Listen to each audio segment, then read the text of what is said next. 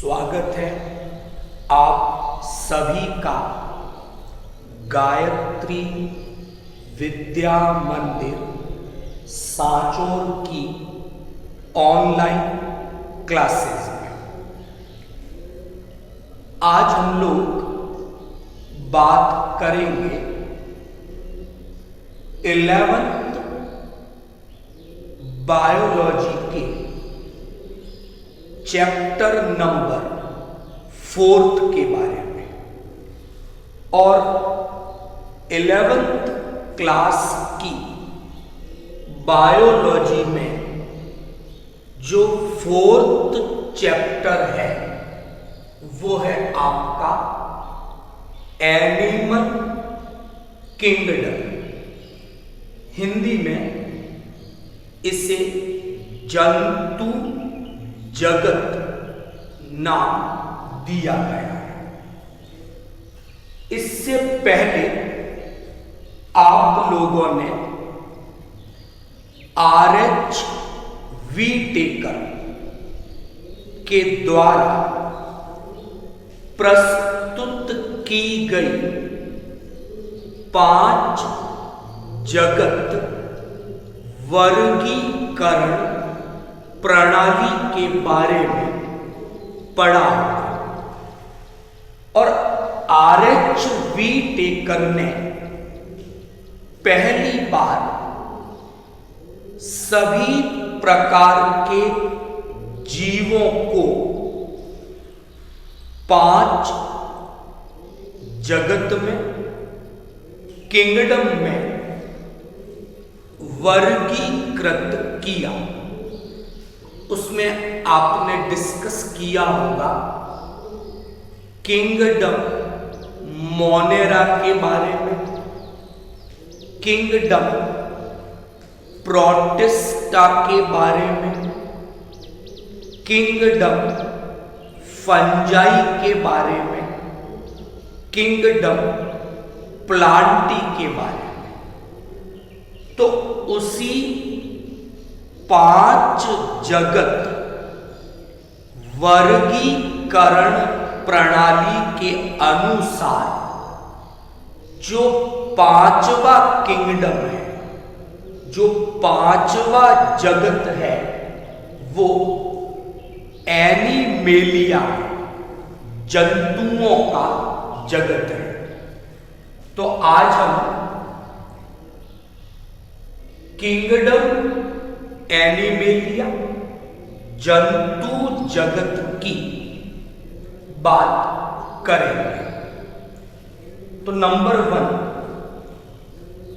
RH taker की जो 5 जगत वर्गीकरण प्रणाली है, अगर हम उसके अनुसार बात करें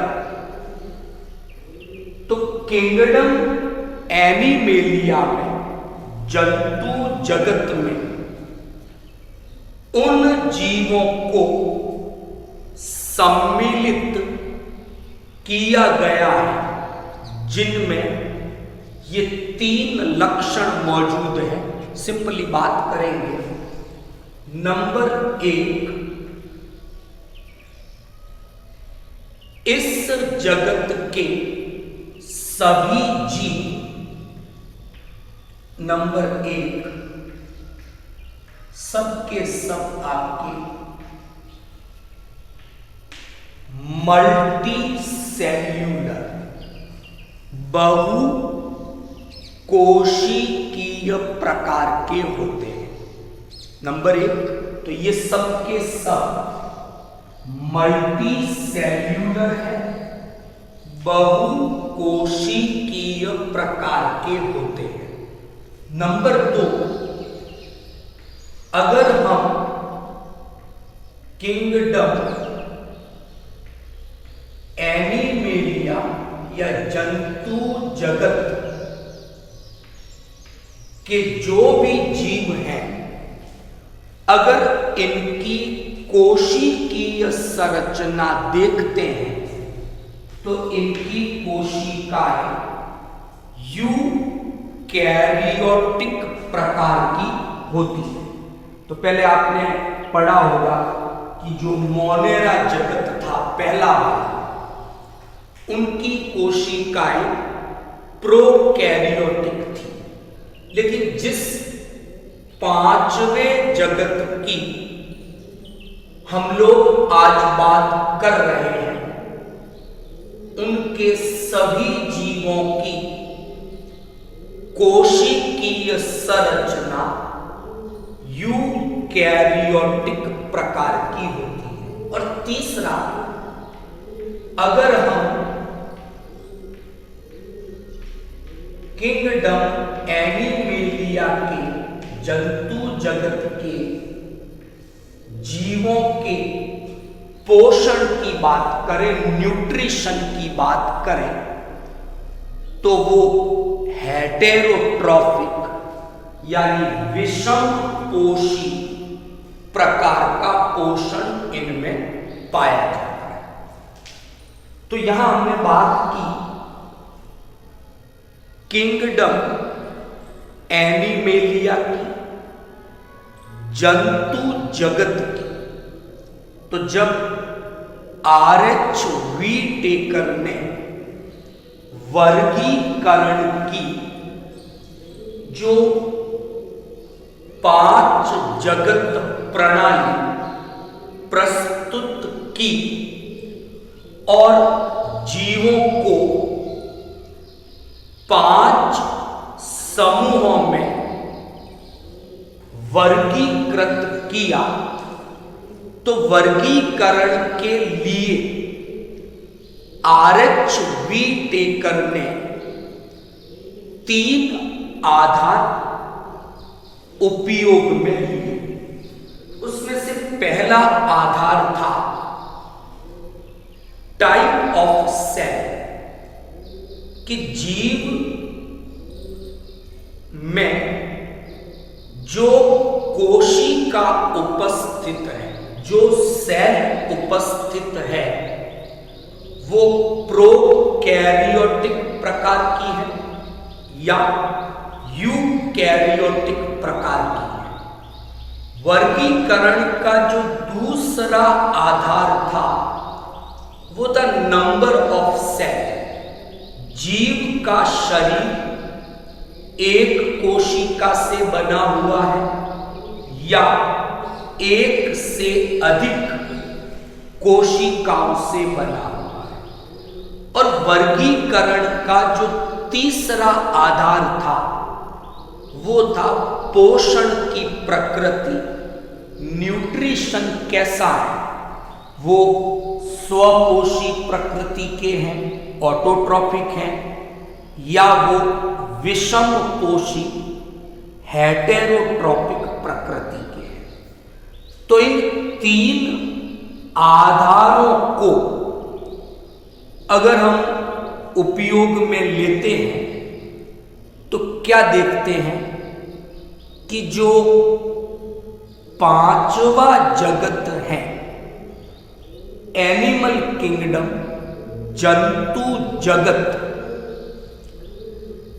इसमें ये 3 प्रमुख लक्षण मिलेंगे कि एक तो ये सभी बहुकोशिकीय प्रकार के जीव होंगे, मल्टी सेल्यूलर होंगे। नंबर 2,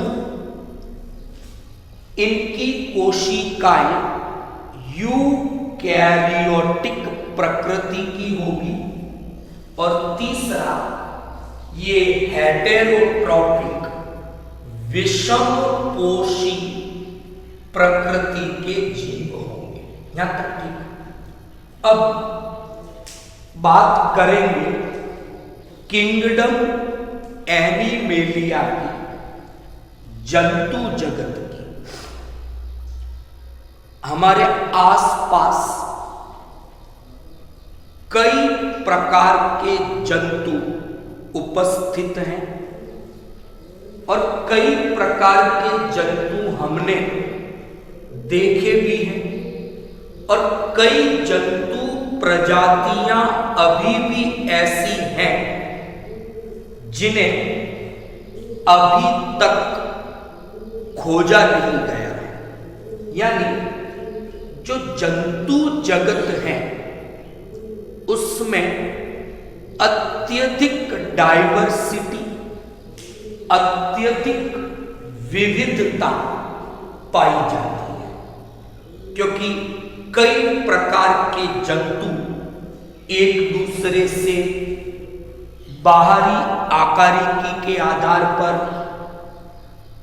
आंतरिक आकारिकी के आधार पर, कार्यकी के आधार पर अलग अलग होते हैं। तो हम क्या देखते हैं वर्गीकरण में कि जब भी किसी जंतु का क्लासिफिकेशन, वर्गीकरण किया जाता है, वर्गीकरण का मतलब है ग्रुपिंग करना, समूह बनाना, समानताओं के आधार पर जो ग्रुपिंग की जाती है उसी को वर्गीकरण, अंग्रेजी में क्लासिफिकेशन के नाम से जाना जाता है। तो जब हम वर्गीकरण करते हैं तो वर्गीकरण करने के लिए कुछ इकाइयां, कुछ यूनिट काम में लेते हैं। तो वे इकाइयां, वे यूनिट जो वर्गीकरण में सहायक हैं या जिनकी सहायता से वर्गीकरण किया जाता है, उन्हें हम टैक्सॉन, वर्गीकरण की इकाइयां कहते हैं। तो जो सबसे बड़ा टैक्सॉन है वो किंगडम है, जगत है, जिसे RH वी टेकर ने पहली बार उपयोग में लिया। अच्छा, जगत से थोड़ा नीचे आए तो वर्गीकरण की जो दूसरी इकाई, यूनिट आती है, और वो भी केवल जंतुओं के लिए बात करें तो उस दूसरी इकाई का नाम फाइलम है। हिंदी में आप इसे संघ कहेंगे। तो हिंदी में दूसरी जो इकाई है वर्गीकरण की, उसके लिए नाम है संघ, और इंग्लिश में उसे फाइलम के नाम से जाना जाता है। और थोड़ा नीचे आए तो वर्गीकरण की फिर एक तीसरी इकाई मिलेगी जिसे इंग्लिश में क्लास, हिंदी में वर्ग कहा जाता है। थोड़ा और नीचे मिलेंगे, चलते हैं तो वर्गीकरण की चौथी इकाई आएगी जिसे ऑर्डर, गण के नाम से जाना जाता है। ऑर्डर के नीचे आएंगे, फिर एक वर्गीकरण की इकाई मिलेगी फैमिली, जिसे हिंदी में कुल कहा जाता है। उसके नीचे आते हैं वर्गीकरण की 6 नंबर पे एक इकाई मिलती है जीनस, जिसे वंश कहा जाता है। और वर्गीकरण की जो सबसे अंतिम, सबसे छोटी इकाई है स्पीशीज, हिंदी में जिसे जाति, प्रजाति इस नाम से जाना जाता है। तो हम बात कर रहे थे किंगडम, एनिमल की सबसे बड़ी इकाई है किंगडम। तो और हमने कहा जंतुओं में तो अत्यधिक विविधता मिलती है।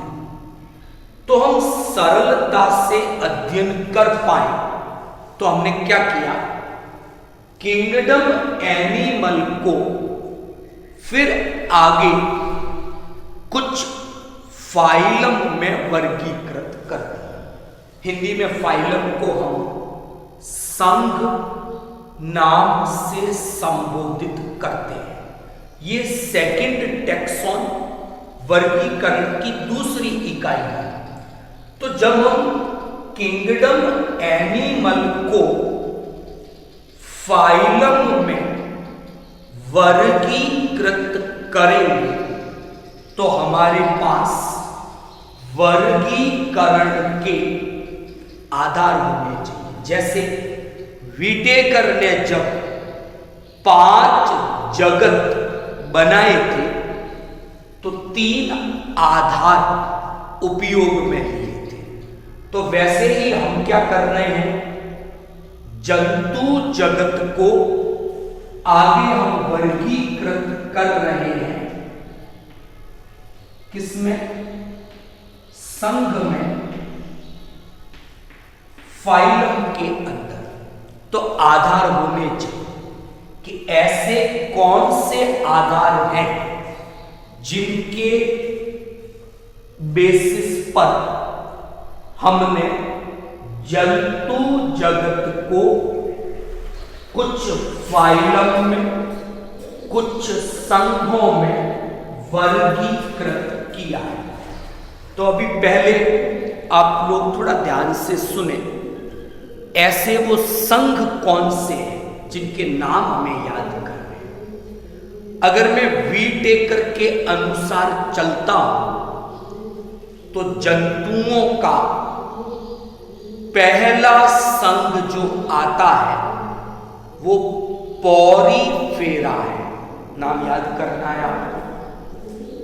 पॉरीफेरा के बाद नेक्स्ट जो संघ आएगा वो है निडेरिया, जिसे सिलेंट्रेटा के नाम से जाना जाता है।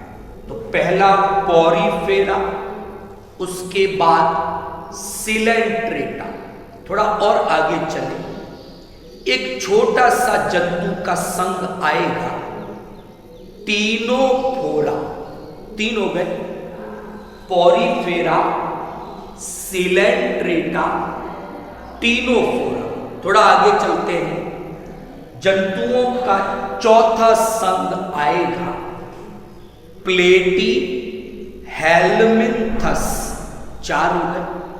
उसके आगे नीमेटोडा 5वां संघ है। उसके आगे एनेलिडा, फिर आर्थ्रोपोडा, फिर मॉलस्का, इकाइनोडर्मेटा और कॉर्डेटा। तो ये जंतुओं के 10 संघों के फाइलम के नाम मैंने आपको बताए। पहला काम यही करना है कि हम इन नामों के साथ जुड़े, फैमिलियर हो जाए। Porifera, Coelenterata, Ctenophora, Platyhelminthes, Nematoda, Annelida, Arthropoda, Mollusca, Echinodermata, Chordata. तो फैमिलियर हो जाए इन नामों के साथ। अब यहां एक बात गौर करनी है कि ये जितने भी फाइलम बनाए गए, बाद में वैज्ञानिकों ने क्या किया, देखो ये वर्गीकरण जो हम पढ़ रहे हैं अभी, और जो फाइलम के नाम मैंने बताए, पॉरीफेरा से मैंने शुरू किया, कॉर्डेटा पे खत्म कर दिया। ये वर्गीकरण RH विटेकर की 5 जगत जो प्रणाली है उसके अनुसार है। लेकिन वर्तमान में क्या किया गया कि यूसिंजर एक वैज्ञानिक है और उसके साथ दूसरा वैज्ञानिक है स्टोरर। तो यूसिंजर ने और स्टोरर ने किताब लिखी थी जनरल प्रिंसिपल ऑफ जूलॉजी, और इस किताब में जंतुओं का आधुनिक वर्गीकरण दिया। और जो प्रोटोजोआ, आपने जिसको 5 जगत प्रणाली के अनुसार प्रोटिस्टा जगत में पढ़ा था, उस प्रोटोजोआ को भी एनिमेलिया जगत में सम्मिलित किया। तो अगर आधुनिक वर्गीकरण पढ़ते हैं तो जंतु जगत की शुरुआत संघ प्रोटोजोआ से होगी। और अगर हम RH व्हीटेकर की प्रणाली पढ़ते हैं तो जंतु जगत की शुरुआत फाइलम या संघ पॉरीफेरा से मानी जाती है। यहां तक ठीक है। तो हम बात करते हैं 5 किंगडम के अकॉर्डिंग। RH व्हीटेकर की प्रणाली हमारे सिलेबस के अकॉर्डिंग है तो वही हम फॉलो करेंगे। तो कुल मिला के शुरुआत होगी पॉरीफेरा संघ से और समाप्त हो जाएगा कॉर्डेटा संघ पे। तो ये जो संघ बनाए गए बिना आधार के तो नहीं बनाए गए होंगे। तो बेसिस ऑफ क्लासिफिकेशन पहले डिस्कस करें। हिंदी में मैं इसे कहूंगा वर्गीकरण के आधार। तो जो चैप्टर नंबर 4 है आपके सिलेबस का, एनसीईआरटी की जो बुक है उसमें चैप्टर नंबर 4 आप जब देखोगे तो उसमें पहला टॉपिक ही वर्गीकरण के आधार है, बेसिस ऑफ क्लासिफिकेशन। उसमें पहला आधार संगठन के स्तर है, कल बात करेंगे इस पे। दूसरा आधार जनन स्तरों की संख्या है। इसी तरह तीसरा आधार खंडी भवन है। चौथा आधार सममिति है। पांचवा आधार देह गुहा है। छठा आधार परिवर्धन है। तो इस तरह से जगत जो जंतु है, एनिमल किंगडम है, उसको कुछ फाइलम में, संघों में वर्गीकृत आगे किया गया है। तो कल से हम स्टार्ट करेंगे बेसिस ऑफ क्लासिफिकेशन, वर्गीकरण के आधार। तो ऐसे कुल 6 आधारों पर हम बात करेंगे और ये आधार हमें समझाएंगे कि किस प्रकार जंतु जगत का आगे कुछ फाइलम में, कुछ संघों में वर्गीकरण किया गया है। आई होप आज का जो टॉपिक था आपको समझ में आया होगा। वीडियो को लाइक शेयर करें और अगर आपकी कोई समस्या है आप कमेंट बॉक्स में कमेंट कर सकते हैं। Thank you all of you.